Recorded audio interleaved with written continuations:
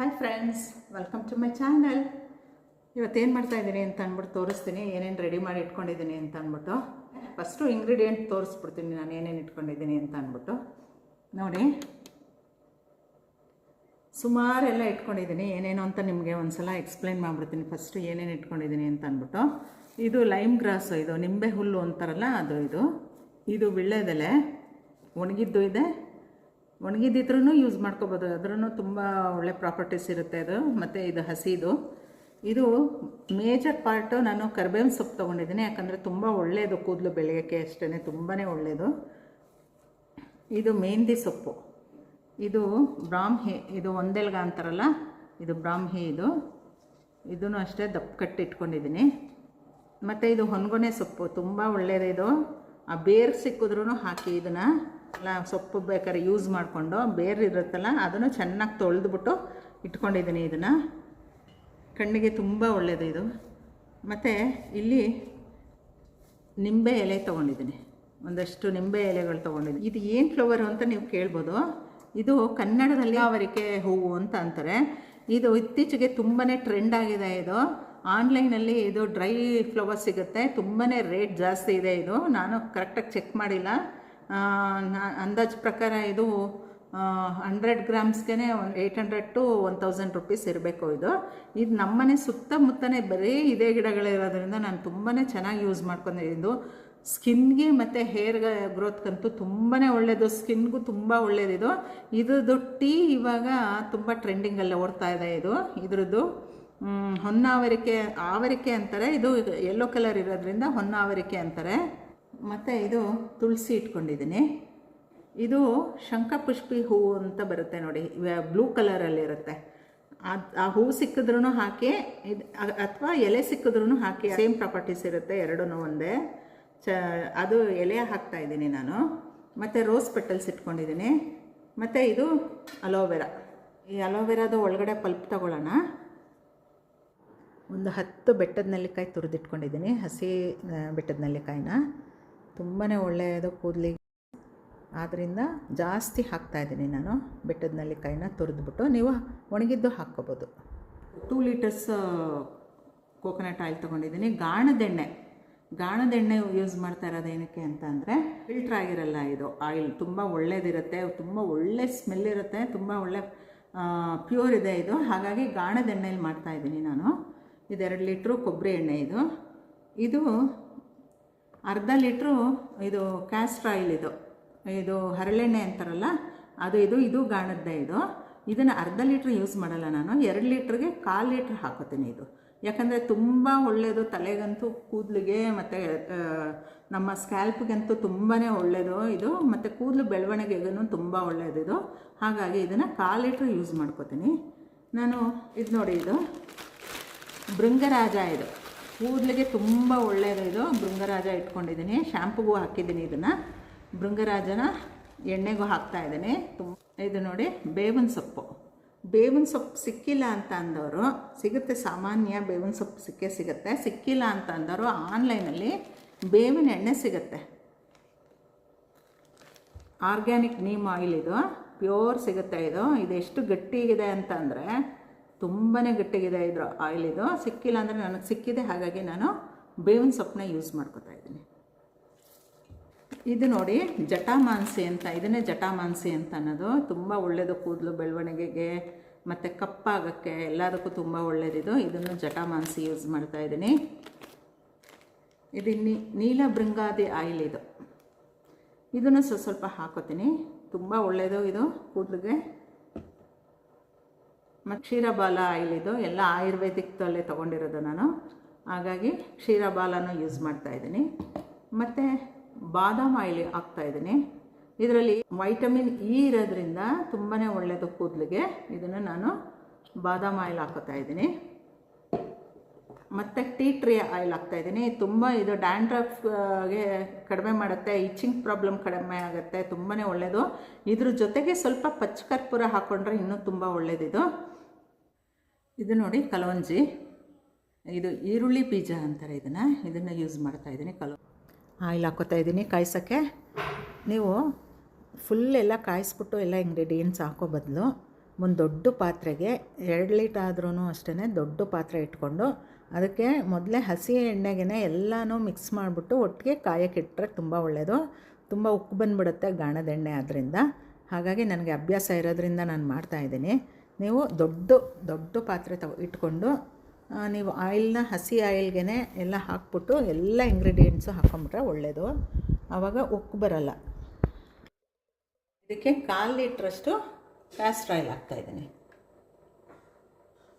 ಇದು 1/2 ಲೀಟ್ರ್ ಇದೆ, ಇದರಲ್ಲಿ ಅರ್ಧ ಭಾಗ ಹಾಕ್ತೀನಿ, 1/4 ಲೀಟ್ರ್ ಹಾಕ್ತೀನಿ. ಇದೆಲ್ಲನೂ ಚೆನ್ನಾಗಿ ತೊಳೆದು ಸ್ವಲ್ಪ ಡ್ರೈ ಮಾಡಿಕೊಂಡು, ನೀರು ಇಲ್ಲದೆ ಇರೋ ಥರ ಚೆನ್ನಾಗಿ ಸ್ವಲ್ಪ ಡ್ರೈ ಮಾಡಿಕೊಂಡು ಇದನ್ನು ಎಲ್ಲ ಇಟ್ಕೊಂಡಿದ್ದೀನಿ ನಾನು.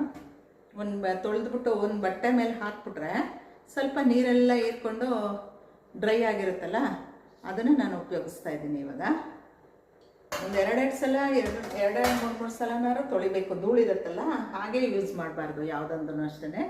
ಚೆನ್ನಾಗಿ ತೊಳೆದಿದ್ದೀನಿ, ಎಲ್ಲನೂ ತೊಳೆದು ಸ್ವಲ್ಪ ಡ್ರೈ ಮಾಡಿರೋದು ಬಟ್ಟೆ ಮೇಲೆ ಹಾಕ್ಬಿಟ್ಟು.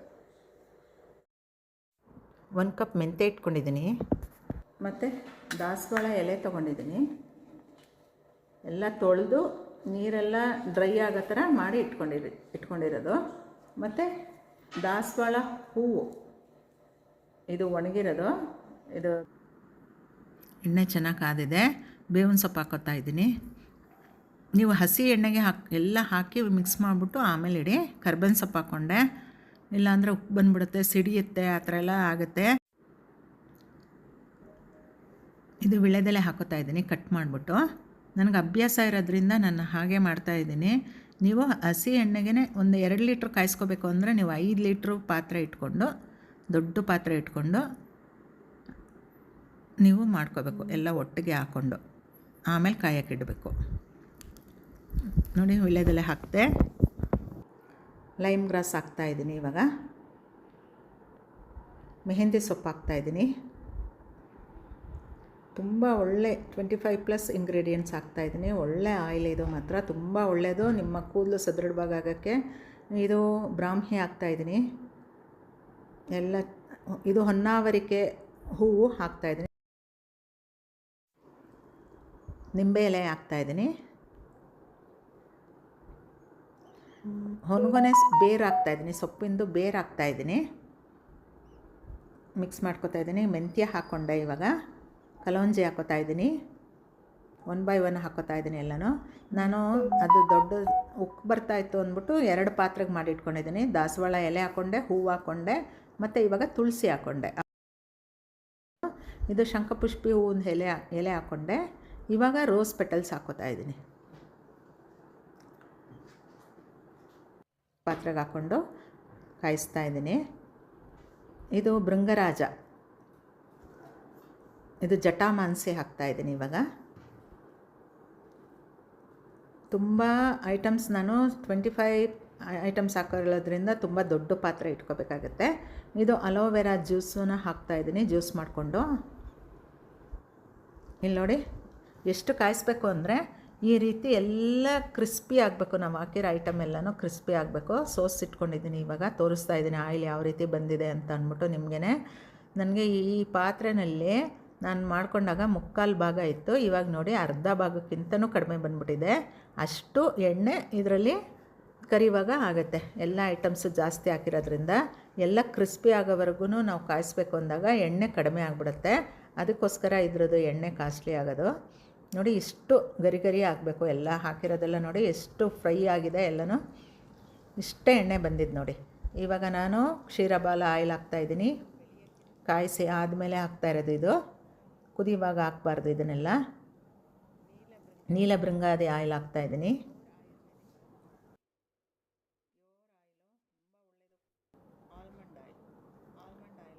ಆಲ್ಮಂಡ್ ಆಯಿಲ್ ಹಾಕ್ತಾಯಿದ್ದೀನಿ. ಜಾಸ್ತಿ ಪಾರ್ಟ್ ಆಲ್ಮಂಡ್ ಆಯಿಲ್ ಹಾಕ್ತೀನಿ, ಯಾಕಂದರೆ ವೈಟಮಿನ್ ಇ ಇರೋದ್ರಿಂದ ನಮ್ಮ ಸ್ಕ್ಯಾಲ್ಪ್ಗೆ ತುಂಬ ಒಳ್ಳೆಯದು. ಕೂದಲು ಬೆಳವಣಿಗೆಗೆ ತುಂಬಾ ಒಳ್ಳೆಯದಾಗುತ್ತೆ ಇದು ಹಾಕೋದ್ರಿಂದ.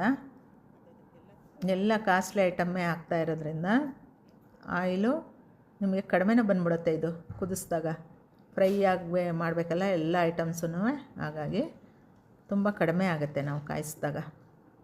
ಎಷ್ಟು ಘಮ ಘಮ ಅನ್ನುತ್ತೆ ಅಂದರೆ ಈ ಆಯಿಲು ತುಂಬಾ ಘಮ ಘಮ. ನನ್ನ Shachi's ayurvedic oil 100% pure natural herbal oil. ಎಷ್ಟು ಒಳ್ಳೆ ಆರ್ಗ್ಯಾನಿಕ್ ನೋಡಿ ಎಷ್ಟು ಚೆನ್ನಾಗಿದೆ ಅಂತ ಅಂದ್ಬಿಟ್ಟು ತುಂಬ ಚೆನ್ನಾಗಿದೆ. ನೀವೇನಾದ್ರು ಆರ್ಡ್ರ್ ಮಾಡಬೇಕು ಅಂದರೆ ಸ್ಕ್ರೀನ್ ಮೇಲೆ ನಂಬರ್ ಬರ್ತಾ ಇದೆಯಲ್ಲ, ಅದಕ್ಕೆ ವಾಟ್ಸಪ್ ಮಾಡ್ಬೋದು. ಮತ್ತು ನನ್ನ ವೆಬ್ಸೈಟ್ ಲಿಂಕ್ ಕೂಡ ಡಿಸ್ಕ್ರಿಪ್ಷನ್ ಬಾಕ್ಸಲ್ಲಿ ಹಾಕಿರ್ತೀನಿ, ಕಮೆಂಟ್ ಸೆಕ್ಷನಲ್ಲಿ ಕೂಡ ಹಾಕಿರ್ತೀನಿ. ಇದು ನಾನು ಟೀ ಟ್ರೀ ಆಯಿಲು ಯೂಸ್ ಹಾಕ್ತಾಯಿದ್ದೀನಿ ಇವಾಗ. ಇದು ಏನಕ್ಕೆ ಒಳ್ಳೆಯದು ಅಂತ ಅಂದರೆ ಡ್ಯಾಂಡ್ರಫ್ ಫ್ರೀ ಮಾಡುತ್ತೆ, ಮತ್ತು ಸ್ಕ್ಯಾಲ್ಪ್ ಇಚ್ಚಿಂಗ್ ಎಲ್ಲ ಕಡಿಮೆ ಆಗುತ್ತೆ. ಫ್ಯೂ ಡ್ರಾಪ್ಸ್ ಅಷ್ಟೇ ಸಾಕಿದು, ನಾನೊಂದು 2 ಸ್ಪೂನಷ್ಟು ಹಾಕಿದ್ದೀನಿ ಇದಕ್ಕೆ. ಈ ವಿಡಿಯೋ ಇಷ್ಟ ಆದರೆ ಲೈಕ್ ಮಾಡಿ, ಶೇರ್ ಮಾಡಿ ಮತ್ತು ಕಮೆಂಟ್ ಮಾಡಿ. ನನ್ನ ಹೊಸ ವ್ಯೂವರ್ಸು ನನ್ನ ಚಾನಲ್ ಸಬ್ಸ್ಕ್ರೈಬ್ ಮಾಡ್ಕೊಂಡು ಸಪೋರ್ಟ್ ಮಾಡಿ. ನಿಮ್ಮ ಯಾವುದೇ ಪ್ರಾಬ್ಲಮ್ಸ್ಗೆ ಸೊಲ್ಯೂಷನ್ ಬೇಕಾದರೆ ನನಗೆ ಕ್ವೆಶ್ಚನ್ ಮಾಡಿ ನನ್ನ ಕಮೆಂಟಲ್ಲಿ ತಿಳಿಸಿ. ನಾನು ಅದ್ರ ಬಗ್ಗೆ ನಿಮಗೆ ತಿಳಿಸ್ಕೊಡ್ತೀನಿ, ಮತ್ತು ಅದ್ರ ಬಗ್ಗೆನೇ ಒಂದು ವಿಡಿಯೋ ಮಾಡೇ ಹಾಕ್ತೀನಿ. ಎಲ್ರಿಗೂ ಯೂಸ್ಫುಲ್ ಆಗೋಂಥ ಇನ್ಫಾರ್ಮೇಷನ್ ವಿಡಿಯೋ ಮಾಡೇ ಹಾಕ್ತೀನಿ. ಮತ್ತು ಗಿಡಮೂಲಿಕೆಗಳ ಬಗ್ಗೆ ನಿಮಗೆ ತಿಳಿಸ್ತೀನಿ ಅಂದಿದ್ನಲ್ಲ, ಅದನ್ನು ಮಧ್ಯ ಒಂದೊಂದು ವಿಡಿಯೋ ಹಾಕ್ತೀನಿ. ಯಾವ ಗಿಡಮೂಲಿಕೆ ಯಾವ ಕಾಯಿಲೆಗಳಿಗೆ ಒಳ್ಳೆಯದೋ, ಅದರಿಂದ ಏನು ಲಾಭ ಪಡಿಬೋದು ಅಂತ.